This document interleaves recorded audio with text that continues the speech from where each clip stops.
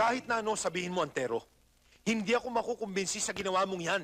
Lalo lang tayong malalagay sa alanganin. Pero, Senyor Santarina, noong umupo ako bilang alkalde, sinabi ko sa inyo na kailangan palitan si Chris. Hanggang ngayon ba hindi mo pa naintindihan? Si Chris ay tao ng mga San Diego at pag inalis natin siya, maaaring paghinalaan ka sa pagkamatay ng dating alkalde.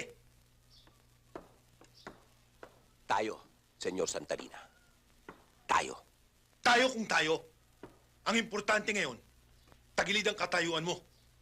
Kaya kong pangalagaan ang aking sarili. Ako na ang alkalde ngayon. Sinabi ko na sa inyo nung pa, sa Maynila na tayo